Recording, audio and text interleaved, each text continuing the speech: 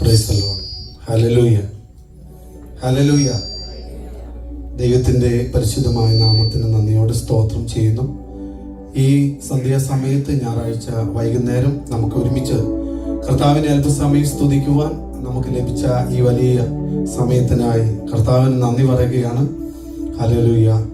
ഇന്ന് വൈകുന്നേരം നമുക്ക് ഒരുമിച്ച് ഈ ഹാളിൽ ഇങ്ങനെ ദൈവത്തിൻ്റെ വചന പഠന സ്റ്റാർട്ടിങ് എന്നാണ് ദേവദാസൻ പറഞ്ഞത്.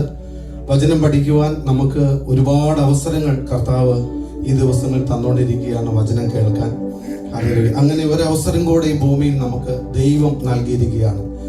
ദൈവം നമ്മെ ആ കൈകളിൽ തൻ്റെ കരങ്ങളിൽ വഹിച്ചതുകൊണ്ടാണ് ഇത്രയും പേര് ഇന്ന് ഇവിടെ കടന്നു വന്നിരുന്ന് കർത്താവിനെ സ്തുതിപ്പാൻ കടന്നു വരാനിടയായത്.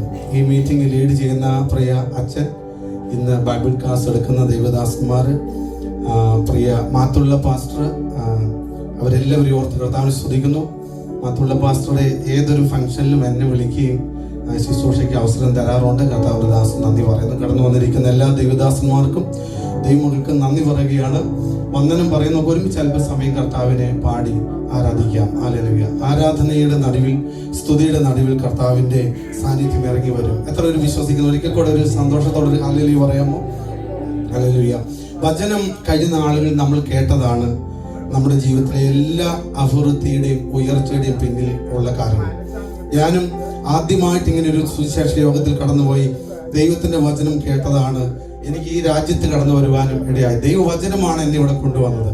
കർത്താവാണ് എന്നെ ഇവിടെ കൊണ്ടുവന്നത്. പണ്ഡിതന്മാർക്കോ വിദ്യാസമ്പന്നർക്കോ കഴിയാത്തത് ദൈവവചനത്തിൽ കൂടെ ലഭിക്കുന്ന ജ്ഞാനത്തിൽ കൂടെ നമുക്ക് കർത്താവ് നൽകും. ആ ഒരു വലിയ പ്രൈസ് ദി ലോർഡ്. നന്ദിയുള്ള ഹൃദയത്തോടെ നമുക്ക് ഈ ഗാനത്തിന്റെ വരികൾ പാടി കർത്താവിനെ ആരാധിക്കാം. ഞാൻ ആദ്യമായിട്ട് ഞങ്ങൾ പാടുന്ന കർത്താവിന്റെ മഹത്വത്തിന് വേണ്ടി പാടുന്ന ഗാനം, തിരുക്കരത്താൽ വഹിച്ചു നമ്മെ തിരുഹിതം പോൽ നടത്തുന്നമ്മേ, കുശവൻ കയ്യിൽ കളിമണ്ണ് പോൽ അനുദിനം നീ പണിയണം. നമുക്ക് എല്ലാവർക്കും അറിയാവുന്ന ഒരു ഗാനമാണ്. അതിന്റെ അടുത്ത സ്റ്റാൻസ പറഞ്ഞ ഇപ്രകാരമാണ്, നിൻ വചനം ധ്യാനിക്കുമ്പോൾ എൻ ഹൃദയം ആശ്വസിക്കും. അല്ലെങ്കിൽ ഈ ലോകത്തിൽ എന്തെല്ലാം നമുക്കുണ്ട് എന്ന് പറഞ്ഞാലും അതൊന്നും നമുക്ക് ആശ്വാസമാവുകയില്ല, സന്തോഷമാവുകയില്ല. കർത്താവും ദൈവവചനത്തിൽ കൂടെ നമുക്ക് ലഭിക്കുന്നത് ഹല്ലേലൂയ നിത്യമായതാണ്. അല്ലെങ്കിൽ ലോകം നമുക്ക് സന്തോഷം നൽകും, സമാധാനം നൽകും, അത് ശരിയായ കാര്യമാണ്. യേശു തന്റെ വചനത്തിൽ കൂടെ നൽകുന്നത് അത് നിത്യമായിട്ടുള്ളതാണ്. ആ സന്തോഷമുള്ളവരുടെ മുഖം ചിരിച്ചുകൊണ്ട് ഒരിക്കലും ഹല്ലേലൂയ പറയാം.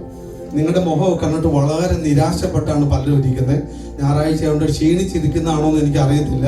നമ്മൾ ദൈവത്തെ ആരാധിക്കാനായിട്ട് പോവുകയാണ്. രണ്ടു പേരുടെ നടുവിൽ കർത്താവിന്റെ സാന്നിധ്യമുണ്ട്. സന്തോഷത്തോടു കൂടെ എന്നെ എന്റെ ദൈവം തന്റെ കൈകളിൽ ഈ പട്ടണത്തിൽ ഈ ഇരിക്കുന്ന സമയം വരെ എന്നെ അവൻ താങ്ങി നിർത്തി എന്നുള്ള വിശ്വാസമുള്ളവരെല്ലാം ഹൃദയത്തിന്റെ ആഴങ്ങളിൽ നിന്നും ഈ ഗാനത്തിന്റെ വരികളിനോട് ചേർന്ന് പാടി കർത്താവിനെ ആരാധിക്കാം.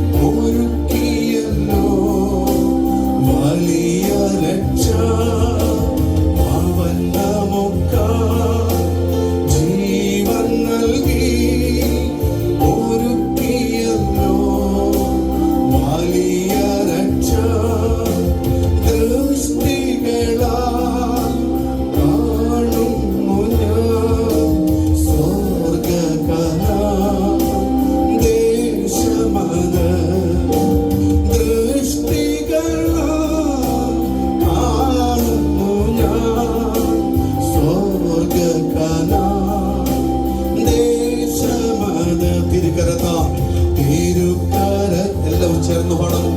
വാഹിച്ചു ആ ബോധ്യമുള്ളവർ മാത്രം. തിരുഹിതം, ഈ ദൈവത്തിന്റെ കൈകളിൽ എന്നെ വഹിച്ചു എന്നുള്ള ബോധ്യമുള്ളവർ. തിരുക്കരത്താ വാഹിച്ചു എന്നെ തിരുഹിതം പോ നടത്തണമേ. തിരുക്കരത്താ വാഹിച്ചു എന്നെ തിരുഹിതം പോ നടത്തണമേ.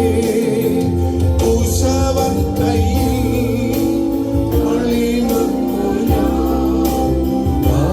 ദിനം നീ പണിയണമേ. കുശവൻ കയ്യിൽ പണിമണ്ണു ദിനം നീ പണിയണമേ. കുശവൻ കയ്യിൽ പണിമണ്ണു ദിനം നീ പണിയണമേ. ആ വായികളെ തുറന്ന് അല്പസമയത്ത് കർത്താവിനെ സ്തുതിച്ച് ഹല്ലേലൂയ ഹല്ലേലൂയ ഹല്ലേലൂയ. ഇസ്രായേലിന്റെ സ്തുതികളിൽ മേൽ വസിക്കുന്ന ദൈവം എന്നാണ് തിരുവചനം നമ്മെ ഹല്ലേലൂയ പഠിപ്പിക്കുന്നത്. കർത്താവ് സ്തുതികളിൽ മേൽ വസിക്കുന്നവനാണ്. സ്തുതിയുടെ സിംഹാസനത്തിലാണ് അവൻ എഴുന്നള്ളി വന്നിരിക്കുന്നത്. ആ വിശ്വാസമുള്ളവരെ അധരം തുറന്ന് ഒരു നിമിഷം ഒന്ന് കർത്താവിനെ സ്തുതിക്കാമോ? ആ ദൈവം നമ്മൾ പാടിയത് പ്രകാരമാണ്. ദൈവം തന്റെ കൈകളിൽ നമ്മെ വഹിച്ചു എന്നുള്ളതാണ്. നമ്മുടെ എക്സ്പീരിയൻസ് കഴിവുകൊണ്ട് ഒന്നുമല്ല ഈ പാട്ടിൽ നമ്മൾ ജീവനോടെ ഇരിക്കുന്നത്. ദൈവത്തിന്റെ കൈകളിൽ നമ്മെ വഹിച്ചു എന്നുള്ളതാണ്. ഹല്ലേലൂയ സ്തോത്രം. സന്തോഷമുള്ളവര് അല്ലെങ്കിൽ നമുക്ക് എഴുന്നേറ്റ് നിന്ന് ഈ പാട്ടിന്റെ വരികൾ കൂടെ ചേർന്ന് പാടി കർത്താവിനെ സ്തുതിക്കാം. ഹല്ലേലൂയ. ദൈവസ്ഥലത്തിൽ കടന്നു വരുമ്പോൾ നാം ദൈവത്തിന് എപ്പോഴും നന്ദിയുള്ളവരായിരിക്കണം. ഹല്ലേലൂയ സ്തോത്രം. നന്ദിയാൽ എന്നെ ഉള്ളം തുള്ളുന്നേ വല്ലഭ നിൻ സ്നേഹം ഓർക്കുമ്പോൾ. വർണ്ണിച്ചിടാൻ എന്റെ നാവ് പോരാ, സാധ്യമല്ല എനിക്കത് എന്റെ ജീവിതത്തിൽ ചെയ്ത ദൈവത്തിന്റെ ക്രിയകൾ. ഹല്ലേലൂയ സ്തോത്രം. നമുക്ക് ഒരുമിച്ച് കൈകൾ അടിച്ച് പാടി അല്പസമയം കൂടെ നമ്മുടെ കർത്താവിനെ ആരാധിക്കാം.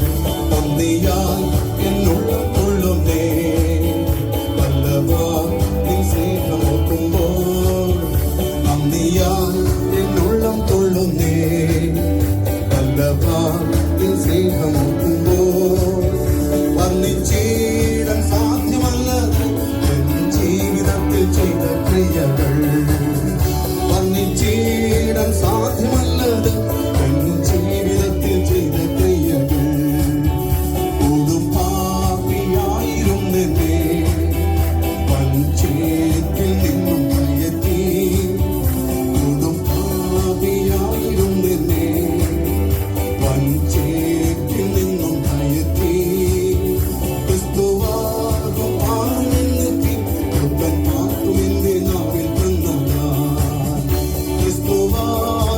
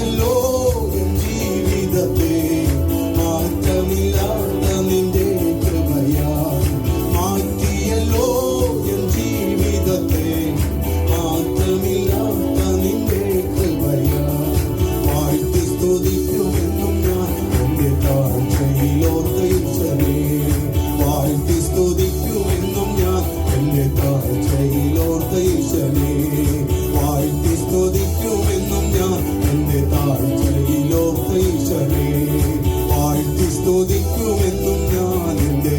Hallelujah hallelujah hallelujah. നിങ്ങളുടെ താഴ്ചയിലേക്ക് ഇറങ്ങി വന്ന്, ആ കൊഴിഞ്ഞ ചേറ്റിലേക്ക് ഇറങ്ങി വന്ന് നിങ്ങളെ കൈപിടിച്ചുയർത്തി ക്രിസ്തുവാകുന്ന പാറമേൽ ഞങ്ങളെ നിർത്തി കഴിഞ്ഞ നാളുകളിലേക്ക് തിരിഞ്ഞു നോക്കുമ്പോൾ വർണ്ണിക്കുവാൻ കഴിയാത്ത നന്മകൾ ഞങ്ങൾക്ക് തന്ന്, ആയുസ് തന്ന്, ആരോഗ്യം തന്ന്, ഈ പട്ടണത്തിലും ഞങ്ങൾ ആയിരിക്കുന്ന ഓരോ മേഖലകളിലും യേശുവേ അങ്ങ് അവിടുത്തെ ഉള്ളം കയ്യിൽ ആ തിരുക്കരങ്ങളിൽ ഞങ്ങളെ വഹിച്ച അവിടുത്തെ സ്നേഹത്തെ ഓർത്ത് ഈ രാത്രി ഞങ്ങളിലേക്ക് നന്ദി പറയുന്നു. ഞങ്ങളിലേക്ക് നന്ദി പറയുന്നു യേശുവേ. അപ്പാ അവിടുത്തെ ചങ്ക് പൊളിച്ച് ആ ചോരയാൽ ഞങ്ങളെ കഴുകി ശുദ്ധീകരിച്ച് അവിടുത്തെ വചനത്തിന്റെ ശക്തി ഞങ്ങൾക്ക് വേണ്ടി ആ വെളിപ്പാടുകൾ ഞങ്ങൾക്ക് നൽകി തന്ന് ധൈര്യത്തോടെ കൃപാസനത്തിലേക്ക് അടുത്തു വരുവാനുള്ള അപ്പ പിതാവേ എന്ന് വിളിക്കുന്ന സമുദ്രന്റെ ആത്മാവിനെ ഞങ്ങളുടെ പകർന്ന് ഞങ്ങളെ കൈപിടിച്ചു നടത്തിയ അവിടുത്തെ സ്നേഹത്തിനായി നന്ദി പറയുന്ന കർത്താവേ. Hallelujah hallelujah hallelujah. ആ കണ്ണുകൾ അടച്ച് ആ നിങ്ങളുടെ വലത് കരം സ്വർഗത്തിലേക്ക് ഒന്ന് ഉയർത്തിപ്പിടിച്ച് ഹല്ലേലൂയ ഹല്ലേലൂയ. ആ നിങ്ങളുടെ കണ്ണുകളെല്ലാം ഒന്ന് അടച്ച് നിങ്ങളുടെ ഹൃദയത്തിന്റെ കണ്ണുകളൊന്ന് തുറന്ന് ഇന്ന് പാടിയ ഈ പാട്ടിന്റെ വരികളെല്ലാം നിങ്ങളുടെ ജീവിതത്തിന്റെ അനുഭവങ്ങളല്ലേ? ഹല്ലേലൂയ സ്തോത്രം. ആ തിരുക്കരം, മുറിവേറ്റ കരം, അത്ഭുതത്തിന്റെ കരം താങ്ങി നടത്തുന്ന ആ ദൈവകരത്തിൽ എന്നെയും നിങ്ങളെയും വഹിച്ചു. ഹല്ലേലൂയ സ്തോത്രം. ഇന്ന് വരെ അവൻ നമ്മെ നടത്തി. നമ്മുടെ കുഞ്ഞു വായ് കൊണ്ട് വർണ്ണിക്കാൻ തീരാത്ത നന്മകൾ നമുക്ക്, നമ്മുടെ തലമുറകൾക്ക് ഈ പട്ടണത്തിൽ ദൈവം നമുക്ക് നൽകി. ദൈവം നമുക്ക് ദാനമായി തന്നതല്ലാതെ ഒന്നും ഇന്ന് നമുക്ക് കൈമുതലായി നമ്മുടെ ജീവിതത്തിലില്ല. അങ്ങനെയാണെങ്കിൽ ആ കർത്താവിനെ കരങ്ങളെ ഉയർത്തിക്കൊണ്ട് നിങ്ങളുടെ ബാഹ്യമായി കണ്ണടച്ച് ഹൃദയത്തിന്റെ കണ്ണ് തുറന്ന് നന്ദിയാൽ എന്നുള്ളം തുള്ളുന്നേ വല്ലഭ നിൻ സ്നേഹമോർക്കുമ്പോൾ നന്ദിയാൽ എന്നുള്ളം തുള്ളുന്നേ വല്ലഭ നിൻ സ്നേഹമോർക്കുമ്പോൾ വർണ്ണിച്ചിട സാധ്യമല്ലാതെ എൻ ജീവിതത്തിൽ ചെയ്ത ക്രിയകൾ വർണ്ണിച്ചിട സാധ്യമല്ലാതെ എൻ ജീവിതത്തിൽ ചെയ്ത. ഞങ്ങളെ കരുണയോടെ സ്നേഹിക്കുന്ന സ്വർഗീയ പിതാവേ, ഞങ്ങളുടെ ആയുസ്സിൽ ഒരിക്കലും കണ്ടിട്ടില്ലാത്തൊരു ദിവസം തന്നു. ഈ വൈകുന്നേരം സ്വർഗമന്റെ സിംഹാസനം ഭൂമിയുടെ പാദവിടം നരളി ചെയ്ത കർത്താവിന്റെ പാദവിടത്തിൽ വന്ന് അങ്ങേ സ്തുതിക്കുവാൻ ഞങ്ങൾക്ക് എന്ന മഹാഭാഗ്യത്തിനായി നന്ദി പറയുകയാണ്. രാത്രി തുടർന്നുള്ള സമയത്തും അവിടുന്ന് ഞങ്ങളെ അനുഗ്രഹിക്കണമേ. ഞങ്ങളുടെ ആരാധന, സ്തുതി, സ്തോത്ര ഞങ്ങൾ സ്വീകരിച്ചതിനായി നന്ദി പറയുന്നു യേശു ക്രിസ്തുവിന്റെ നാമത്തിൽ തന്നെ. ആ കരങ്ങൾ ഉയർത്തി കർത്താവിനെ കൂടെ സ്തുതിക്കാം. ഹല്ലേലൂയ. സ്വസ്ഥാനം നമുക്ക്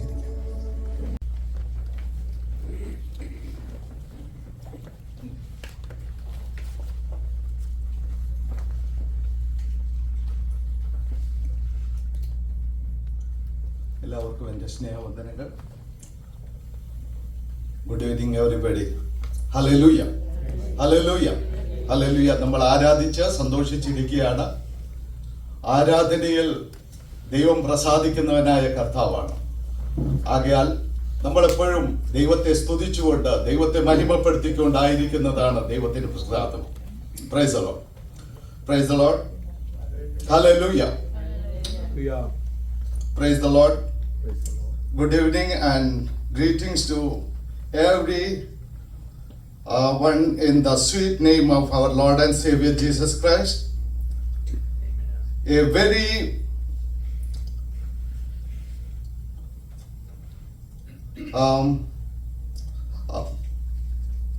special welcome for our Bishop Clemmy and the people, those who are gathered here, and especially we appreciate you have taken your own time and your own presence to hear, and we warmly welcome all of you. And I am very thankful to God. God has given this kind of opportunity to stand before you, and I praise and thank God for this nice and precious opportunity that God has given in our life. Especially, I am giving thanks to the dignitaries, those who are gathered here, namely Major Robin Edekard, Missouri City, Mayor Ken Matthew, Stafford, and S.K. Cherian, WMC President, and Mrs. Punnupille, WMC Chairperson, Charukara Thomas, Community Leader, and Advocate Matthew Weideman, A.C. George, writer. I'm very thankful to this time that God has given in our life. We know that today it is the inauguration ceremony of Bible verse study. Bible verse study means study about Word of God. Study about Word of God, study the Word of God. It means Word of God is Jesus Himself. Gospel according to John, 1st chapter, 1st verse, it is written that in the beginning there was Word, and the Word was with God, and the Word was God.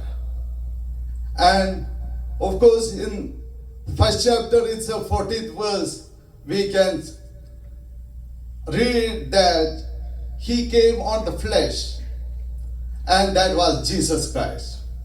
And Jesus, we know that Jesus born in Bethlehem. He was in Bethlehem, and He was ministering nearby the area of Jerusalem, Judea and Samaria, and nearby region. And of course, wherever He went, He was given the light to everybody. He went to Capernaum. He was staying there for a few days.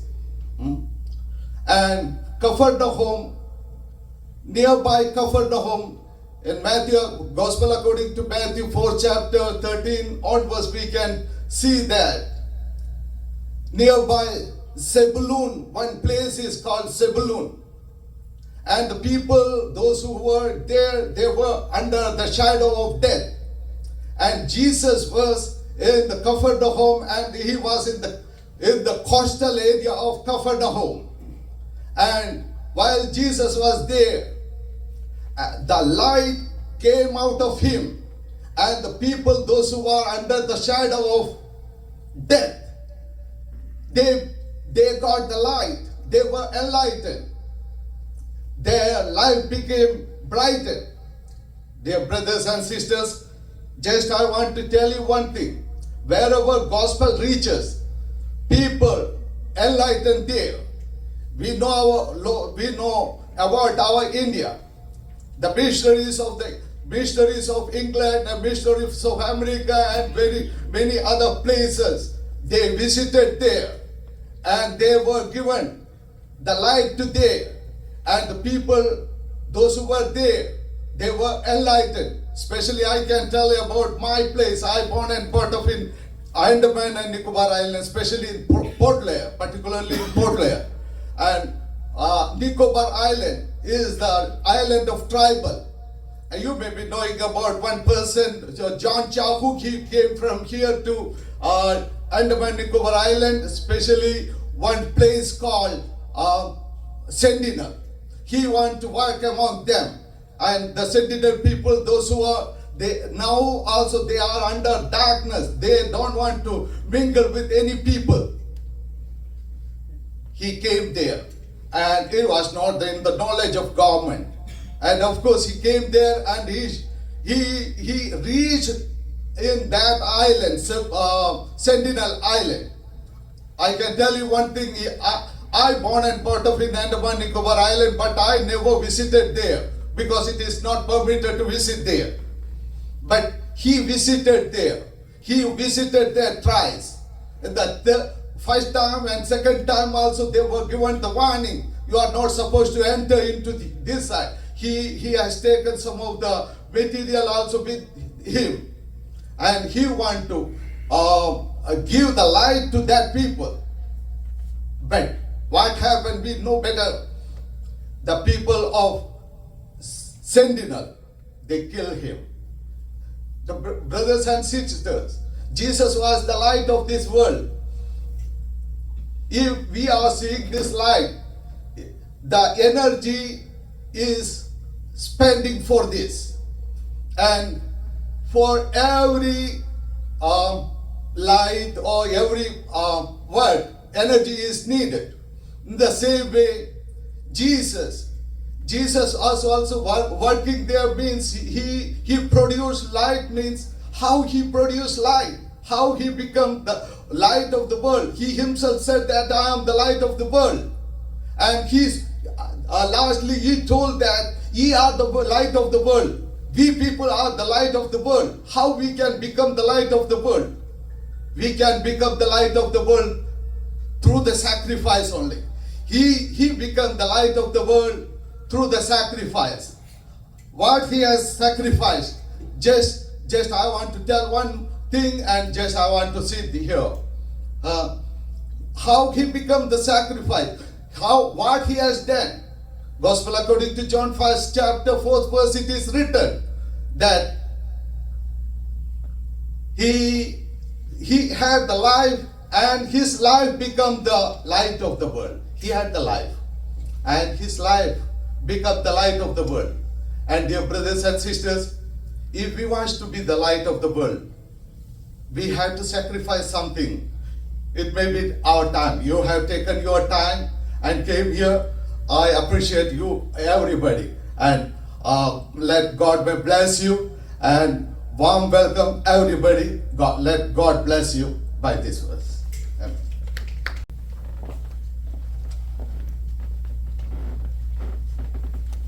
Praise the Lord. Praise the Lord. സന്നിഹിതരായിരിക്കുന്ന എല്ലാ മലയാളി സുഹൃത്തുക്കൾക്കും എൻ്റെ നമസ്കാരമുണ്ട്. ഇങ്ങനെയൊരു programme ആഗ്രഹിച്ചു. ദൈവം അതിനുള്ള മുഖാന്തരങ്ങൾ ഒരുക്കി. ഇവിടെ പാസ്റ്റർ സാബു ലൂയിസ് ഇൻട്രഡക്ഷനായി പറഞ്ഞപ്പോൾ മാത്തുള്ളയുടെ പ്രോഗ്രാം, മാത്തുള്ളയുടെ ബൈബിൾ സ്റ്റഡി എന്ന് പറഞ്ഞു. ദേവി ഇത് അങ്ങനെ പറയരുത്. എൻ്റെ പ്രോഗ്രാമല്ല, എൻ്റെ ബൈബിൾ സ്റ്റഡിയുമല്ല, ഇത് നിങ്ങളുടെ ഓരോരുത്തരുടെയും ബൈബിൾ സ്റ്റഡിയാണ്. അതെന്തുകൊണ്ടാണെന്നുള്ളത് എക്സ്പ്ലെയിൻ ചെയ്യുന്നതായിരിക്കും. നമ്മുടെ നാട്ടിലൊരു രീതിയുണ്ട്, സാറിന് ഒരു പേര് വീണ് കഴിഞ്ഞാൽ അത് വീണത് തന്നെ. ഇതിനകത്ത് മാറ്റാൻ വലിയ പ്രയാസമാണ്. അതുകൊണ്ട് നിങ്ങൾ മാത്തുള്ളയുടെ ബൈബിൾ സ്റ്റഡി എന്ന് പറയരുത്. അങ്ങനെ ഞാൻ അറിയപ്പെടാൻ ആഗ്രഹിക്കുന്നില്ല. ഞങ്ങൾ ഉദ്ദേശിക്കുന്നത്, മനസ്സിലുണ്ടായിരുന്ന ആഗ്രഹം, നമ്മുടെ മലയാളി കമ്മ്യൂണിറ്റി ഇവിടെ കായികമായിട്ടും മാനസികമായിട്ടും സാംസ്കാരികമായിട്ടും വളരെ ഹെൽത്തി ആയിട്ടുള്ളൊരു കമ്മ്യൂണിറ്റി ആയിട്ട് ഇവിടെ വളരണം. നമ്മുടെ തലമുറകൾ പോലും അതുപോലെ തന്നെ വളരെ ഹെൽത്തിയായി മുമ്പോട്ട് വരണമെന്നുള്ള ഒരു ആഗ്രഹം ഞങ്ങളുടെ ഉള്ളിൽ ഉണ്ടായി. അതുകൊണ്ട് ഒരു അണ്ണാരക്കണ്ണനും തന്നാലായത് എന്ന മാതിരി ഞങ്ങളെക്കൊണ്ട് ചെയ്യാവുന്ന ഒരു ചെറിയ കാര്യം, അതിനൊരു തുടക്കം ഇടണമെന്ന് ആഗ്രഹിച്ചു. ആ വിഷയം വെച്ച് പ്രാർത്ഥിച്ചു. ദൈവം അതിനുള്ള മുഖാന്തരങ്ങളൊക്കെ ഒരുക്കി നമ്മൾ ഈ ദിവസം ഇന്ന് അതിന് വന്നിരിക്കുകയാണ്. ദൈവത്തിന് നന്ദി പറയുന്നത്.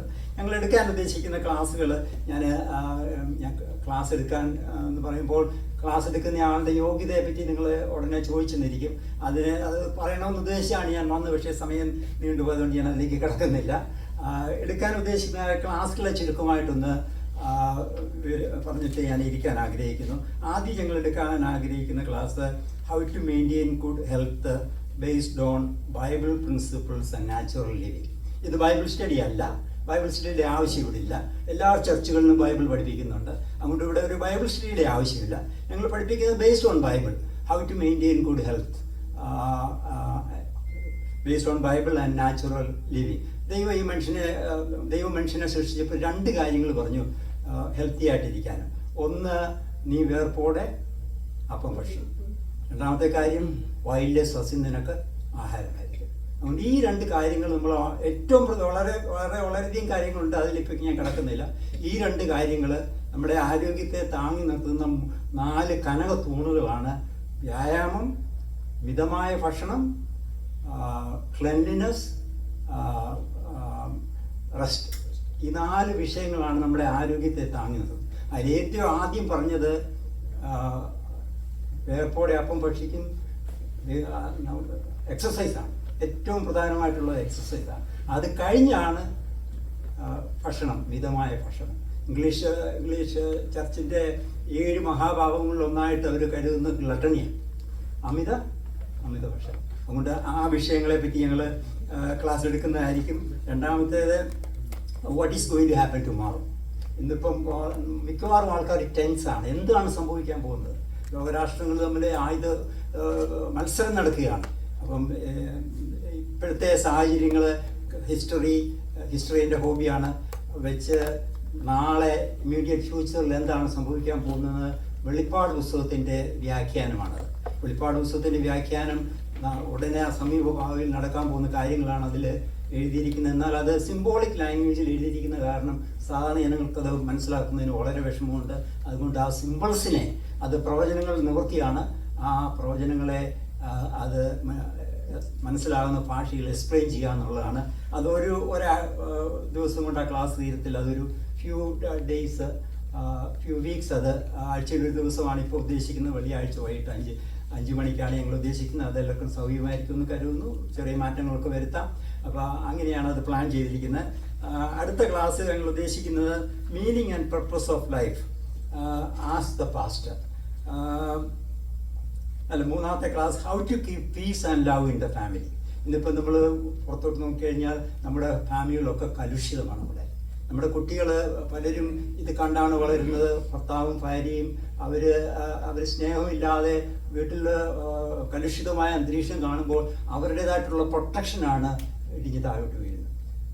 കുട്ടികളുടെ ഏറ്റവും വലിയ പ്രൊട്ടക്ഷൻ എന്ന് പറയുന്നത് പേരൻസ് അവർ സ്നേഹിക്കുന്നു, അതാണ് അവരുടെ ഏറ്റവും വലിയ പ്രൊട്ടക്ഷൻ. അപ്പോൾ അത് കാരണം നമ്മുടെ കുട്ടികൾക്ക് ഇന്ന് വിവാഹം കഴിക്കാൻ മടിയാണ്. കാരണം അവർക്ക് ഭയമാണ്.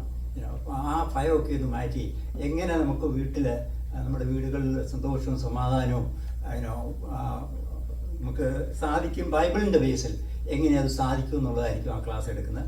അടുത്തത് ആസ് ദ പാസ്റ്റർ. ലൈഫിനെ സംബന്ധിച്ച് എന്ത് ചോദ്യങ്ങളും ചോദിക്കാം. ഞങ്ങൾക്കെല്ലാം ആൻസർ ഉണ്ടെന്നുള്ളതല്ല, നമുക്ക് ആൻസർ കണ്ടുപിടിക്കാം. നിങ്ങളുടെ എക്സ്പീരിയൻസ് അതിനകത്ത് വളരെ മുതൽക്കൂട്ടായിരിക്കും. റബേക്കയുടെ ഗർഭത്തിൽ ശിശുക്കൾ തമ്മിൽ ഭയങ്കര ഫൈറ്റ്, യാക്കോബും ഏശാവും തമ്മിൽ അങ്ങോട്ടും ഇങ്ങോട്ടും വലിയ മുഷ്ടിയുദ്ധം, തൊഴിക്കുന്നു ഇടിക്കുന്നു. അപ്പോൾ റബേക്ക പറഞ്ഞു, ഇങ്ങനെയാണെങ്കിൽ ഞാൻ എന്തിനാണ് ജീവിച്ചിരിക്കുന്നത്. അപ്പം റബേക്ക ദൈവത്തോട് അരുളപ്പാട് ചോദിക്കാം. അപ്പം ദൈവം അരുളപ്പാട് കൊടുത്തു, 2 ജാതികൾ നിൻ്റെ ഉദരത്തിൽ നിന്ന്. അത് പ്രവചനമാണ് അവിടെ. അപ്പോൾ ഇന്ന് നമുക്ക് പല കാര്യങ്ങളും ഇതുപോലുള്ള ചോദ്യങ്ങളുണ്ട്. എന്താണ് ഇതിൻ്റെയൊക്കെ അവസാനം എന്നുള്ളത്. അന്നത്തെ കാലത്ത് അരുളപ്പാട് ചോദിക്കാന്ന് പറഞ്ഞ് ആദൻസിലുള്ള ഉറക്കിൽ നിന്നൊക്കെ പരിചയമുണ്ടായിരിക്കും. അതുപോലെ അന്ന് കാലത്ത് അരുളപ്പാട് ചോദിക്കാന്നുള്ള ഇതുണ്ട്, രീതി ഉണ്ടായിരുന്നു. ശമൂവേൽ അരുളപ്പാട് ചോദിച്ചവരും ബൈബിളിൽ എഴുതിയിട്ടുണ്ട്. അപ്പം അത് ചോദ്യങ്ങൾ നമ്മൾ ഇവിടെ ഡിസ്കസ് ചെയ്യുന്നു, അതിൻ്റെ ആൻസർ കണ്ടുപിടിക്കുന്നു. അതാണ് ഉദ്ദേശിക്കുന്നത്. അടുത്തത് ദൈവികമായിട്ടുള്ള തിയോളജിക്കലായിട്ടുള്ള ചോദ്യങ്ങളൊക്കെയാണ്. നമ്മുടെ കുട്ടികൾക്കൊക്കെ പലർക്കും അവരോട് ഓരോരുത്തർ ക്വസ്റ്റ്യൻ ചോദിച്ചു കഴിഞ്ഞാൽ അതിന് മറുപടി പറയാൻ അവർക്കറിയില്ല. നിങ്ങളുടെ ദൈവം 1 ആണോ 3 ആണോ, ട്രിനിറ്റിയെ പറ്റി അതെങ്ങനെയൊന്ന് എക്സ്പ്ലെയിൻ ചെയ്യണമെന്ന് ഇവിടെയുള്ള ഒരു നല്ല പങ്ക് ആൾക്കാർക്ക് അറിയില്ല. നിങ്ങളെന്തോ ട്രിനിറ്റി കൊണ്ട് ഉദ്ദേശിക്കുന്നത് അതൊന്ന് മനുഷ്യന് മനസ്സിലാവുന്ന ഭാഷയിലൊന്ന് എക്സ്പ്ലെയിൻ ചെയ്യാൻ പറഞ്ഞു കഴിഞ്ഞാൽ നമുക്ക് അറിയാവുന്നവരില്ലെന്ന് തന്നെ പറയും. അപ്പം നമ്മുടെ കുട്ടികളെ അവരുടെ വിശ്വാസം നഷ്ടപ്പെടുന്നതിന് കാരണം അവരോട് ചോദ്യം ചോദിച്ചാൽ അവരെ ശരിയായ രീതിയിൽ മറുപടി പറയാൻ നമ്മൾ ട്രെയിൻ ചെയ്തിട്ടില്ല. അതുകൊണ്ടാണ്. അപ്പോൾ അതുകൊണ്ട് അവരെ വിശ്വാസത്തിൽ ഉറപ്പിക്കാൻ വേണ്ടിയാണ് ഇങ്ങനെയുള്ള ക്ലാസ്സുകൾ ഞങ്ങൾ എടുക്കാൻ ആഗ്രഹിക്കുന്നത്. അതിനടുത്തത് സെയിം മനുഷ്യൻ സൃഷ്ടിയോ പരിണാമോ. ഇന്ന് അത്തീസ്റ്റ് ഏറ്റവും ഫാസ്റ്റ് ഗ്രോയിങ് ഗ്രൂപ്പാണ് എത്തീസ്റ്റ്. അപ്പോൾ അതുകൊണ്ട് അവരുടേതായിട്ടുള്ള ചോദ്യങ്ങൾക്ക് മറുപടി പറയാൻ നമുക്ക് കഴിഞ്ഞില്ലെങ്കിൽ നമ്മുടെ തലമുറ നഷ്ടപ്പെട്ടു. അതുകൊണ്ട് എങ്ങനെ അവരുടെ ചോദ്യങ്ങൾക്ക് മറുപടി അവർക്ക് നിശ്ചയം ഉണ്ടാകാൻ വേണ്ടിയാണ് ഇങ്ങനെയുള്ള ക്ലാസ്സുകൾ എടുക്കുന്നത്. അടുത്ത ലാസ്റ്റ് പബ്ലിക് സ്പീക്കിംഗ് ക്ലാസ്. ഞാൻ ഓർക്കുന്നുണ്ട്, ഞാൻ സൺഡേ സ്കൂളിൽ പഠിക്കുമ്പോൾ വീട്ടിൽ നിർബന്ധത്തിന് പോയി ഒരു മത്സരത്തിന് ചേർന്ന് ഒരു പാട്ട് പാടാൻ രണ്ട് വരി പാടിക്കഴിഞ്ഞപ്പം ഞാൻ മറന്നുപോയി. ഞാൻ കുറച്ച് നേരം അവിടെ പോയപ്പോൾ ടീച്ചർ പറഞ്ഞു അവിടെ പോയി ഇരുന്നോളാൻ പറഞ്ഞു. അപ്പം അതുകൊണ്ട് എങ്ങനെ ഒരു പബ്ലിക് സ്പീക്കിംഗ് നമ്മുടെ കുട്ടികളെ എങ്ങനെ കോൺഫിഡൻസോടുകൂടി ഒരു വിഷയം പ്രസൻറ്റ് ചെയ്യാൻ അവരെ ട്രെയിൻ ചെയ്യുക എന്നുള്ളതാണ്. മറ്റു വിഷയങ്ങളൊക്കെ നമുക്ക് കൊണ്ടുവരാം, നിങ്ങൾക്ക് താല്പര്യമുള്ള വിഷയങ്ങൾ. അപ്പോൾ ഈ ഷീറ്റ് ഇവിടെ ആക്കി വെച്ചിരിക്കുക. നിങ്ങൾക്ക് താല്പര്യമുള്ള വിഷയങ്ങൾ ഇതിനൊന്ന് എഴുതിയാൽ ഞങ്ങൾക്ക് അറിയാം എത്ര പേര് ക്ലാസ്സിലുണ്ട്, ആദ്യം ഏത് ക്ലാസ് എടുക്കണം എന്നുള്ളത് മനസ്സിലാകും, വളരെ ഹെൽപ്പ് ചെയ്യും. പ്രാർത്ഥനയിൽ ഈ ബൈബിൾ വേഴ്സ് സ്റ്റഡിയെ നിങ്ങൾ ഓർക്കുക. Please uphold in your prayers. Thank you. Thank you, my friend. Well, it is truly my pleasure to be here this evening. Want to relate a little story to you to perhaps set a challenge before all who are going to be involved in this study. Several years ago, President Chavez was the president and dictator of Venezuela. And some things happened, and he decided to invite the Protestant churches to get out of Venezuela, which left Venezuela without a fundamental Christian testimony or witness. And so we were chosen to travel to Venezuela along with the Archbishop of Canada, the Archbishop of Mexico, to take 4 ministers and to consecrate them as bishops of the new Reformed Catholic Church of Venezuela. While I was there, it was an interesting trip because as we were staying in the city of Maracaibo, the main business of Maracaibo is oil. And the second biggest business in Maracaibo is kidnapping Westerners and holding them for ransom. And so, needless to say, the powers that be were a little bit concerned about our safety as we were there. And so, President Chavez arranged for us to stay in a hotel that was it was a military installation. Let's put it that way. We were completely safe from any attack or any assault. And they had their own restaurant there. And so on my first night in Venezuela, we were sitting in this restaurant, and I had to place an order. What am I going to eat? And they had seafood gumbo. And I said, what can go wrong with seafood gumbo? And so on my first night there, I ordered a bowl of seafood gumbo. And as I'm eating this soup, and it tasted so good, I could that it was dimly lit. They didn't want to have a lot of lights there because you might become a target of a sniper. And so as we were there in the restaurant, I could tell there was something substantial that was in my bowl of soup. And finally, I took my spoon and I put it in the soup and I pulled it up. And there, looking me in the eye, was an octopus. And I mean, it had its little tentacles, all 8 of them about that long, and its head was about that big. And it was just kind of, staring me in the face. And I'm sitting there contemplating, what am I going to do with this octopus? And as I sat there, the Archbishop of Canada leaned over and he said, "Brother, are you going to eat that?" And I said, "Do you like octopus?" And he said, "Yes, it's a favorite of mine." I says, "Well, here, why don't you eat it?" And I gave the man the octopus. I get back to my hotel room and I was so angry with myself because I let a dead octopus stare me down. I was defeated by a dead octopus. So the next evening, I ordered the same soup.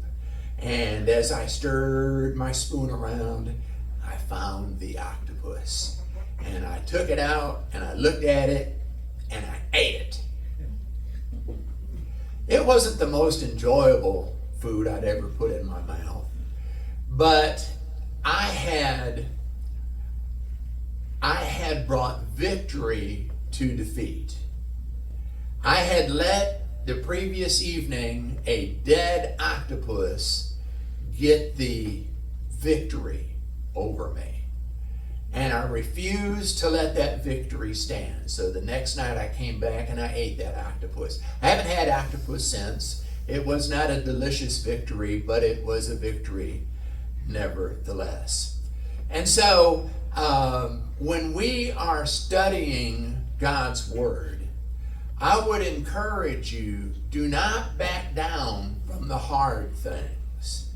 The Word of God is full of wonderful promises, miraculous events, things that just stir our soul. But there are also some difficult things in God's Word. And many times the church has been confronted with these difficult things, and they have run away from them. Earlier, several years earlier, I was just a simple Pentecostal preacher. All I ever wanted to do was have a little church out in a farming community where I could be involved with the everyday lives of my church people. And God had never hasn't allowed me to enjoy that blessing yet. But as I had established St. James University, my wife and I had established Set Free Ministries International, which is a church planting ministry. We have planted 44 churches around the world, throughout the United States, and even a couple in India. And so during this time, there had been an upheaval in the Anglican Church. Their bishops had strayed from the truth, and so there was what you might call a counterinsurgence that was going on. And in Sanford, Florida, the Conservative Anglican Church of North America was meeting. And they were developing their doctrine. And they were developing church polity, all of these things that go into when you're having a church. And they came across St. Paul's writings that addressed the gifts of the Spirit. Now, most of you realize that the major ancient denominations do not address the gifts of the Spirit. They just conveniently ignore them. But the archbishop of that organization was a childhood friend of mine. And he told the College of Bishops there, I know someone who has a little bit of experience in the gifts of the Spirit. And why don't we fly him over to Sanford, Florida, and let him give us some instruction on the gifts of the Spirit. And so they flew me over there, and I had the chance to spend a week with those brothers as they were diligently trying to put together a church that would be totally in line with the teachings of the Word of God. And I had the opportunity to teach them about the gifts of the Spirit. And as a denomination, they came to the conclusion that we may not understand all these things that Paul is teaching about, but one thing we do know is that they're part of the Word of God, and as a denomination, we are going to make room for the gifts of the Spirit. And so I looked at that as a victory for what this new church, this new denomination was doing, because even though they were confronted with something that had been conveniently ignored for centuries, for millennia, they had chosen to say, we may not understand it, but that doesn't make it any less the Word of God. Now, it has been my habit to study the doctrines of all the different Christian denominations that are out there. And we have found that churches have failed us many different times. They come across the difficult things in Scripture and they choose to ignore them or to change them. even in the King James language, the most widely accepted version of the Word of God, when they come across the word of diakonos, which means a table waiter, somebody who performs the physical work of the church. Those people who were translating the Bible into English were all doctors of the church. They were the deacons in the church. And so they said to themselves, if we translate this the way that it's written in the Word of God, then we will lose our position within the church. And so instead of being true to the Word of God and translating diakonos as the male table waiter and diakonés as the female table waiter, they translated them as deacons and their wives.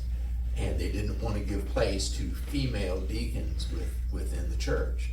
This is just an example of what happens when you have an established denomination with established doctrine. Sometimes it doesn't necessarily agree with what the Bible says. And so I welcome this Bible study.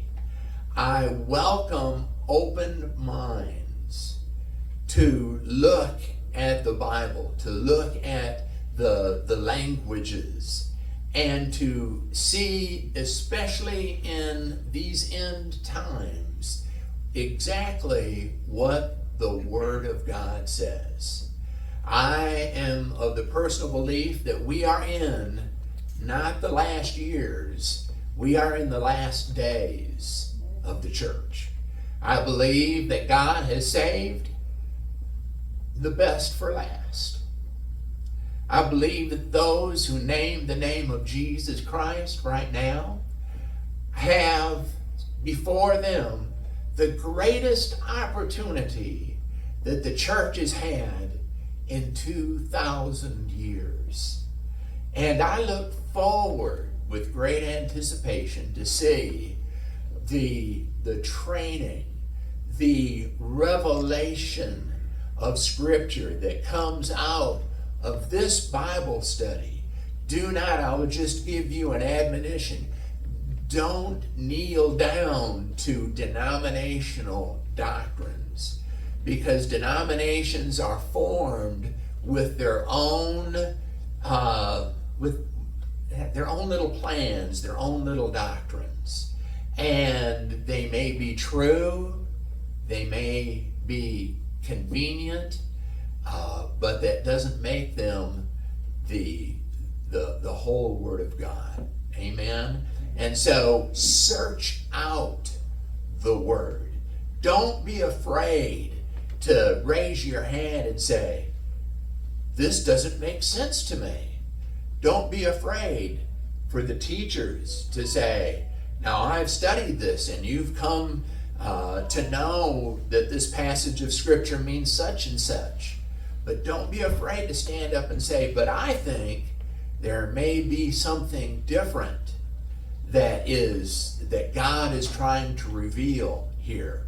In these last days, there are going to be many opportunities for the Word of God to come alive in our hearts, alive in our everyday activities.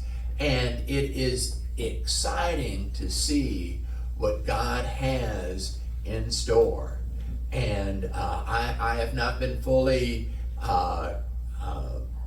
filled in on what all the plans are and how this is going to work, but I welcome anyone who sits down and says, now let's look into the Word of God. I will tell you that when you study the writings of Paul, that's the easy stuff. People say, oh, Paul is so deep. Paul is this and Paul is that. Paul is easy. Study the words of Jesus. That's hard. we've come to think of Jesus as this loving person that has come to bring salvation to to the world. He said, I have come to bring division. I have come to bring division within the household. I have come to bring separation here because the Word of God and a true relationship with God demands that we are true to the revelation of His Word. God's book is not a smorgasbord. It's like we go to some Indian restaurants and, oh, I don't like this type of curry, but I like butter chicken or chicken tandoori or whatever is there, and you get to pick and choose the things that you want. The Word of God is not a smorgasbord. It is there for us to incorporate the whole thing into our lives. The difficult things, the fun things, the exciting things, and even the things that say, oh, he just stepped on my toes. He just said something that I don't agree with. Well, I welcome disagreement. I welcome discussion when it comes to the Word of God, because for too long the church has sat back and just received as gospel anything and everything that somebody with a strong personality has been able to preach before them. And sometimes that has been to the detriment of the assembly of believers. So I like these ideas of Bible studies, of home church groups, of things like that, where you're not bound to a specific denominational doctrine, but you are dedicated to opening up and digging out the beautiful, delicious things of God's Word, and let those things challenge us. If you don't walk away from a lesson in God's Word with your life being challenged, then you probably haven't been taught the Word of God. Because as I said, Jesus said, I have come to bring division. I have come to bring this discussion. Why? Why would he say this? Why would he do that? It is not something that we just receive at face value, but God's Word is so very precious. I've been involved in different church activities, and I was the presiding bishop of the Conservative Anglican Communion, which is a worldwide communion. And a few months ago, I had to step down from that because my wife is not in good health, and I just felt that I could not devote the time to this denomination as I should. And so we let someone else pick that up. And I have found such a blessing now as my wife and I have more time together, and we're opening up the Word, and we're reading the Word, and we're gleaning things from the Word that we never have seen before. That's where good old-fashioned Bible study is at its best. Will you pray with me? Father God, I thank you for the hearts and the minds that said we need to have this in-depth study of God's Word. We need to, especially in these end times, we need to know exactly what God's Word demands from us, what Jesus Christ Himself requires of us. And Father, I pray for a wonderful outpouring of your Holy Spirit every time this group meets. I pray, Lord God, that as your Holy Spirit is ministering through the teachers to each person there, to their heart as it's opened up to you, to their mind as it's opened up to you, that Father God, you are going to be able to bring forth the things of God that will truly prepare your people for the end times. Father, I thank you for raising up teachers for such a time as this. And I pray, Father God, that you will raise up students, men and women of God who are challenged by his word, who say, I'm tired of just the regular preaching or the regular delivery of our denominational doctrine.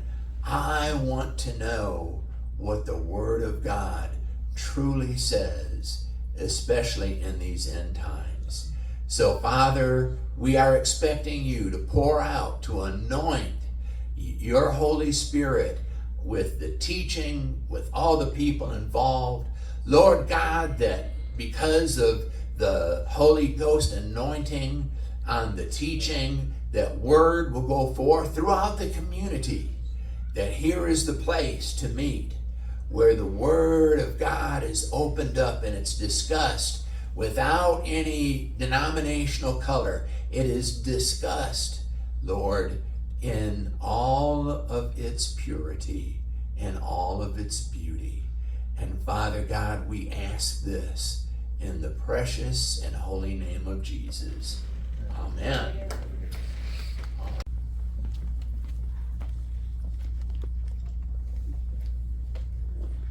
പ്രിയ സുഹൃത്തുക്കളെ, ഇന്ന് ചന്ദ്രഗ്രഹണമാണെന്ന് തോന്നുന്നു. ഞാനിങ്ങോട്ട് വണ്ടിയിൽ പോരുമ്പോൾ news വെച്ചു. അപ്പോൾ ഇന്ത്യയിൽ രാത്രി ചന്ദ്രഗ്രഹണം, അമേരിക്കയിൽ പകല് ചന്ദ്രഗ്രഹണം. അപ്പോൾ ഈ ഒരു നല്ല ദിവസം തന്നെ നമ്മുടെ പ്രൊഫസർ ഡോക്ടർ നൈനാൻ മത്തുള്ള ഈ ബൈബിൾ സ്റ്റഡി ക്ലാസ് ഉദ്ഘാടനം ചെയ്യാൻ എടുത്ത നന്നായി എന്നെനിക്ക് തോന്നുന്നു കേട്ടോ. എനിക്കറിയില്ല അന്ധവിശ്വാസമാണോ ഒന്നും അറിയില്ല, ഞാനത് പറഞ്ഞു എന്ന് മാത്രം സാന്ദർഭികമായിട്ട്. അപ്പോൾ ഈ ലോകത്തിൽ ബില്യൺ കണക്കിന് അച്ചടിച്ച് വിതരണം ചെയ്യപ്പെട്ട, ഫ്രീ ആയിട്ടും പെയ്ഡും ആയിട്ട് വിതരണം ചെയ്യപ്പെട്ട ഒരു പുസ്തകമാണ് ബൈബിൾ. പഴയ നിയമവും പുതിയ നിയമവും അത് നമ്മൾക്ക് എല്ലാവർക്കും തന്നെ അറിയാം. ആദിയിൽ വചനമുണ്ടായിരുന്നു, കേട്ടിട്ടുണ്ട്, എല്ലാവർക്കും അറിയാമല്ലോ, അത് കേട്ടിട്ടുണ്ട്. പിന്നീട് ദൈവം ഒരു പിടി മണ്ണെടുത്ത് പുരുഷനെ സൃഷ്ടിച്ചു, ഒരു പിടി മണ്ണ്. അതിനുശേഷം ആ പുരുഷനെ ദൈവം ഉറക്കിക്കിടത്തി. ആ പുരുഷന്റെ വാരിയല്ലെടുത്ത് സ്ത്രീയെ സൃഷ്ടിച്ചു. അതുകൊണ്ട് പുരുഷന്മാർക്ക് വാരിയല്ലില്ല, നട്ടലില്ല, ശക്തി കുറവ്. അതുകൊണ്ട് ശക്തി കൂടുതൽ സ്ത്രീജനങ്ങൾക്കാണ്. അതായത് വിൽ പവർ എന്ത് കാര്യത്തിന് സ്ത്രീജനങ്ങൾക്കാണ് എന്ന് ഒരു വാദം. അതിനപ്പുറം വേറെ ചില പുരുഷന്മാർ പറയുന്നു, അല്ല, നിന്റെ വാല്യൂ, നീ എൻ്റെ കീഴിലാണ്, കാരണം നീ വെറും എൻ്റെ അസ്ഥി മാത്രമാണ് എന്ന് പറയുന്നു. അപ്പോൾ ഇങ്ങനെയുള്ള വിഷയങ്ങളെ പറ്റിയുള്ള ഇത് തർക്കങ്ങളുണ്ടാകാം. ഓക്കെ, ബൈബിൾ ഇവിടെ പലരും സംസാരിച്ചതിനിടയിൽ പറഞ്ഞു പല കാര്യങ്ങളും ദുരൂഹമാണ്. സിമ്പിളാണ് ചില കാര്യങ്ങൾ, ചിലത് ദുരൂഹമാണ്. അതും നമുക്കറിയാം. അപ്പോൾ ഇങ്ങനെയുള്ള കാര്യങ്ങളെ വളരെ വിശദമായിട്ട് കെട്ടഴിച്ച് നമ്മുടെ സമൂഹ മധ്യത്തിൽ ഇത് പഠിപ്പിക്കുന്ന ഒരു സംരംഭമാണ് നമ്മുടെ പ്രൊഫസർ നൈനാൻ മത്തുള്ളയുടെ നേതൃത്വത്തിൽ ഒരു സംഘം ഉണ്ടാകുമെന്ന് ഞാൻ വിചാരിക്കുന്നു. ബൈബിൾ സ്റ്റഡി, ഒരു അധ്യാപക സംഘം ഇത് പഠിപ്പിക്കാനായിട്ടുണ്ടാകും എന്ന് ഞാൻ വിചാരിക്കുന്നു. അപ്പോൾ ഇത് അദ്ദേഹം ഇവിടെ വിവരിച്ചതനുസരിച്ച് നമ്മളെ പഠിപ്പിക്കാൻ ഒക്കെ വിദ്യാർത്ഥികളോടൊപ്പമാണ് പഠനം നടക്കുന്നത്. ഒരു അധ്യാപകൻ അതിനെ ലീഡ് ചെയ്യുന്നു, അതിന് വഴി ഒരുക്കുന്നു എന്നാണ് ഞാൻ മനസ്സിലാക്കുന്നത്. അതൊരു പ്രത്യേക ഒരു newest model of Bible study എന്ന് ഞാൻ മനസ്സിലാക്കുന്നു അദ്ദേഹത്തിൻ്റെ വിവരണത്തിൽ നിന്ന്. പിന്നീട് നമ്മൾ ഈ ബൈബിൾ നമ്മുടെ പള്ളികളിൽ, പിന്നീട് ധാരാളം പത്തനംതിട്ട, ഞാൻ തൊടുപുഴക്കാരനാണ്, ഞങ്ങളുടെ ആ ഭാഗത്ത് ഒരല്പം കുറവാണ്. പത്തനംതിട്ട ഡിസ്ട്രിക്റ്റിലേക്കൊക്കെ പോയാൽ ധാരാളം മതപ്രസംഗങ്ങൾ ബൈബിളിൻ്റെ പാടുന്ന കാര്യങ്ങളൊക്കെ വളരെ വിലപ്പെട്ട കാര്യങ്ങൾ, അതെല്ലാം കേൾക്കാറുണ്ട്. അപ്പോൾ ഇങ്ങനെ ഒക്കെ ഉള്ള ബൈബിള് വെറുതെ കേട്ടാൽ മാത്രം പോരാ, അല്ലെങ്കിൽ വെറുതെ വായിച്ചു പോയാൽ മാത്രം പോരാ, അത് നമ്മൾ ഡൈജസ്റ്റ് ചെയ്യണം. നമ്മൾ സാധാരണഗതിയിൽ ഭക്ഷണം കഴിക്കുന്നു, സാമ്പാർ എല്ലാം കൂട്ടി ഭക്ഷണം കഴിക്കുന്നു, അല്ലെങ്കിൽ ബിരിയാണി, ഇവിടെ നിന്ന് അപ്പനാബസാറിൽ നിന്ന് കിട്ടുന്ന ബിരിയാണിയൊക്കെ നമ്മൾ കഴിക്കുന്നു. പക്ഷേ ആ ബിരിയാണി കഴിച്ച് വിഴുങ്ങിയ മാത്രം പോരാ, അത് ശരിക്ക് ചവച്ചരച്ച് കഴിച്ച് ഉള്ളിൽ ചെന്ന് ഡൈജസ്റ്റ് ചെയ്യണം, നമ്മുടെ രക്തത്തിൽ കലരണം. അതേമാതിരിയാണ് ബൈബിൾ വായിച്ചാൽ പോരാ, ഈ ഭക്ഷണത്തിൻ്റെ കാര്യം മാതിരി തന്നെ അത് ശരിക്ക് ഡൈജസ്റ്റ് ചെയ്യണം. അതിനാണ് ഈ പഠന ക്ലാസ്സുകൾ അദ്ദേഹം സംഘടിപ്പിച്ചിരിക്കുന്നത്. അതുകൊണ്ട് ഇത് വളരെ കാര്യമായിട്ട് തന്നെ ഇവിടെ സന്നിഹിതരായിട്ടുള്ള വ്യക്തികൾ എടുക്കണം എന്നുള്ള ഒരു അപേക്ഷയാണ് എനിക്കുള്ളത്. ഇപ്പോൾ ബൈബിളിലെ 1-2 വാചകങ്ങൾ എനിക്കും ചില അവസരത്തിൽ പിടികിട്ടുന്നില്ല. കാരണം ഞാനും ബൈബിൾ ക്ലാസ്സിൽ പോയി ഇരിക്കണം, പഠിക്കണം, പഠനത്തിൻ്റെ കുറവാണ്.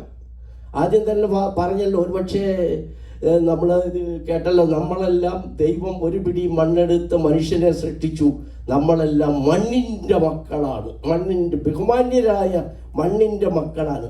അപ്പോൾ ചില അവസരത്തിൽ ചിലർ ചോദിക്കാറുണ്ട്, അത് കാര്യമായതാണോ, കാര്യമാത്രം പ്രസക്തമായതാണോ അല്ലയോ എന്ന് ചോദിക്കാറുണ്ട്. അതുകൊണ്ട് തങ്ങളുടെ തലയിൽ എന്നാ കളിമണ്ണാണോ എന്നൊക്കെ ചില അവസരത്തിൽ ചോദ്യങ്ങൾ ചോദിക്കുന്നവരോട് പറയാറുണ്ട്. ഇതെല്ലാം സർവ്വസാധാരണമാണ്.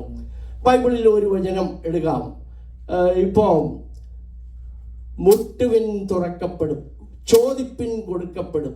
അപ്പോൾ മുട്ടാത്തവനും ചോദിക്കാത്തവനും ഒന്നും ഇല്ലേ? അവിടെ there is no justice. നമ്മൾ ദൈവം എന്ന് പറയുന്നത് ജസ്റ്റിസ് ഫോർ ഓൾ, എല്ലാവർക്കും നീതി കൊടുക്കുന്ന നീതിമാനായ ദൈവം എന്നാ പറയുന്നത്. അപ്പോൾ മുട്ടുവിൻ തുറക്കപ്പെടും. അപ്പോൾ ഒരു ചോദ്യം, എന്തുകൊണ്ട് ഞാൻ ചിലർ പല പ്രാവശ്യം അപേക്ഷിക്കും, മുട്ടും, എന്നിട്ടും അവർക്കായിട്ട് വാതിലുകൾ തുറക്കപ്പെടുന്നില്ല. അതേ അവസരത്തിൽ ദുഷ്ടമായ ജീവിതം, റൗഡി തരത്തിലുള്ള ജീവിതം നയിച്ച ചില വ്യക്തികളുടെ മുൻപിൽ സുഖ സൗകര്യങ്ങളുടെ ഈ ലോക മോശത്തിൻ്റെ വാതിലുകൾ, സ്വർഗവാതിലുകൾ മലർക്കെ തുറക്കപ്പെടും. അതെന്തുകൊണ്ട്? അപ്പോൾ ഇങ്ങനെയുള്ള കാര്യങ്ങൾക്കെല്ലാം ബൈബിൾ പഠിപ്പിക്കുന്നവർ ദയവായിട്ട് ഉത്തരം തരും. അദ്ദേഹം പറഞ്ഞല്ലോ, പല കാര്യങ്ങൾക്കും ഉത്തരം തരും. അല്ലെങ്കിൽ നമ്മൾ ഒരുമിച്ചിരുന്ന് ഉത്തരം കണ്ടുപിടിക്കും. ആകാശത്തിലെ പറവകൾ ഒക്കെ കൊയ്യുന്നില്ല, വിതയ്ക്കുന്നില്ല, കളപ്പുരകളിൽ ശേഖരിക്കുന്നില്ല, എങ്കിലും പക്ഷേ നമുക്കങ്ങനെ പറ്റുമോ? ബൈബിളിലെ വചനം അനുസരിച്ച് നമുക്ക് ജീവിക്കാൻ പറ്റുമോ? ഞാനും ആകാശത്തിൽ ഒരു പറവയാണ്. ഞാൻ നിങ്ങളെല്ലാം രാവിലെ എഴുന്നേറ്റ് ഇവിടെ ഡൗൺ ടൗണിൽ പോയി വർക്ക് ചെയ്യണം, വണ്ടി കയറി കഷ്ടപ്പെട്ട് അവരുടെ മുമ്പിൽ ഈ പറഞ്ഞാൽ, നീ എന്തിനാ അവിടെ പോകുന്നത്, ആകാശത്തിലേക്ക് നോക്കൂ, കളപ്പുര, അവർക്ക് അധ്വാനമില്ല, കളപ്പുരകളിൽ ഒന്നും ശേഖരിക്കുന്നില്ല. അതുകൊണ്ട് നിങ്ങളും അതേമാതിരി വീട്ടിൽ കുത്തിയിരുന്ന് കിടന്നുറങ്ങിയോ, 10 മണിക്കോ 12, ഞാൻ 80 years ആയ ഒരു വ്യക്തിയാണ്. അപ്പോൾ ഞാൻ റിട്ടയർ ആയിട്ടിപ്പോൾ ഏകദേശം 10-20 വർഷമായി ന്യൂയോർക്കിൽ. അപ്പോൾ അതുകൊണ്ട് എനിക്ക് ഉറക്കം രാത്രിയിൽ വരാറില്ല. അതുകൊണ്ട് വളരെ സ്ലീപ്പ് അപ്പിനി അങ്ങനെയുള്ള പ്രശ്നങ്ങളൊക്കെ ഉണ്ട്. അപ്പോൾ ഞാൻ ഒരല്പം ലേറ്റായിട്ട് എഴുന്നേക്കുന്നത്. കാരണം ഞാനിപ്പോൾ കളപ്പുരയിൽ ഏതാണ്ട് ബൈബിൾ വചനം മാതിരി ഇപ്പം ജീവിച്ചു പോവുക. ആകാശത്തിലെ പറവകൾ കൊയ്യുന്നില്ല, അതേമാതിരി എനിക്ക് വിതയില്ല, കൊയ്യൂല്ല, അങ്ങനെയുള്ളൊരു കാര്യങ്ങളൊന്നുമില്ല. അതേ ചേച്ചി ചിരിക്കുന്നുണ്ട്. അപ്പോൾ ഞാൻ ഇപ്പോൾ എൻ്റെ ആകപ്പാടെയുള്ള പണി ചില അവസരത്തിൽ കുത്തിക്കുറിച്ച് കൊണ്ടിരുന്നിരുന്നാൽ അത്താഴം ഊണിനെന്ത് ചെയ്യുന്നു കേട്ടല്ലേ. വല്ലപ്പോഴൊക്കെ എന്തെങ്കിലുമൊക്കെ എഴുതും പത്രമാധ്യമത്തിൽ. ന്യൂയോർക്കിൽ വെച്ച് ഉണ്ടായ ഒരു ദുശീലമാണ്. അപ്പോൾ അതിപ്പോഴും ഇവിടെ വന്നിട്ടും ഞാൻ തുടർന്നു കൊണ്ടിരിക്കുന്നു. അപ്പോൾ അതുകൊണ്ട് ഇപ്പം കുറച്ച് ഗാർഡനുണ്ട് കേട്ടോ. ഇപ്പം ആകാശത്തിലെ പറവകൾ മാതിരി കൊയ്യുന്നില്ല, വിതയ്ക്കുന്നില്ല, അങ്ങനെയൊന്നുമല്ല. ഞാൻ എൻ്റെ വീടിൻ്റെ ബാക്ക്യാർഡിൽ കുറച്ച് വിതച്ചിട്ടുണ്ട് ചില കാര്യങ്ങൾ. അവിടെ പച്ചക്കറി, പയർ, അങ്ങനെയൊക്കെയുള്ള നമ്മളെ പറ്റുന്ന വിധത്തിൽ ഇപ്പോഴും ചെയ്യുന്നുണ്ട്. എന്നാലല്ലേ വയറ്റിലേക്ക് വല്ലതും പോവുള്ളൂ. ഓക്കെ, അതും ശരിക്കും ചവച്ചരച്ച് കഴിച്ചാൽ മാത്രമേ ഡൈജസ്റ്റ് ആവുകയുള്ളൂ. ഞാൻ ഇതുമായിട്ട് റിലേറ്റ് ചെയ്യാൻ ആഗ്രഹിക്കുന്ന ബൈബിൾ സ്റ്റഡീസുമായിട്ട് നമ്മൾ വായിക്കുന്നതും പഠിക്കുന്നതും പഠിപ്പിക്കുന്നതും ശരിയായിട്ട് ഡൈജസ്റ്റ് ചെയ്യണം, മനസ്സിലാക്കി കൊടുക്കണം. അപ്പോൾ ആ രീതിയിലുള്ള ഒരു ബൃഹത്തായ സംരംഭം പ്രൊഫസർ നൈനാൻ മാത്രമുള്ള എൻ്റെ സുഹൃത്താണ്. ഞാൻ ഇവിടെ 1975 ന്യൂയോർക്കിലെ വൈറ്റ് പ്ലെയിൻസിൽ ആദ്യം കെന്നഡി എയർപോർട്ടിൽ ഇറങ്ങി സ്വാതന്ത്ര്യത്തിൻ്റെ സ്റ്റാച്യു ഓഫ് ലിബർട്ടി കണ്ടു, സ്വാതന്ത്ര്യം. അപ്പോൾ അങ്ങനെയുള്ള അമേരിക്കൻ സ്വാതന്ത്ര്യമൊക്കെ അനുഭവിച്ചു. അതിനുശേഷം കുറേ 10-35 കൊല്ലം അവിടെ ജോലി ചെയ്തു. അതിനുശേഷം ഹ്യൂസ്റ്റൺ ഇങ്ങോട്ട് കുടിയേറി. അപ്പോൾ ആ കുടിയേറ്റത്തിൽ ഏതാണ്ട് ഇവിടെ വന്ന ശേഷം ആദ്യകാലത്ത് പരിചയപ്പെട്ട ഒരു വ്യക്തിയാണ്, ഒരു ഉത്തമ സുഹൃത്താണ്. ആ രീതിയിൽ അദ്ദേഹം ഇന്ന് എന്നെ വിളിച്ചു. അപ്പോൾ വേറെ പല സുഹൃത്തുക്കളും പരിചയക്കാരും കൂടി ഉണ്ട്. അദ്ദേഹം വിളിച്ചതനുസരിച്ച് ഞാൻ വന്നു. അദ്ദേഹത്തിന് എല്ലാ തരത്തിലുള്ള ഭാവുകങ്ങളും നേരാൻ, അദ്ദേഹത്തിൻ്റെ സംരംഭത്തിന്, ബൈബിൾ സ്റ്റഡിക്ക്, വേദപുസ്തക സ്റ്റഡിക്ക് എല്ലാ ഭാവുകങ്ങളും എൻ്റെ ഹൃദയപൂർവ്വം ഉള്ള എളിമയോടെയുള്ള ഭാവുകം ഞാൻ നേരുകയാണ്. ഞാൻ ദീർഘിപ്പിക്കുന്നില്ല. ഈ അവസരം തന്ന, ഇതിൽ പങ്കെടുക്കാൻ പറ്റിയത് തന്നെ ഒരു വലിയ ബഹുമതിയായിട്ട് ഞാൻ കണക്കാക്കുന്നു. Thank you very much. നന്ദി.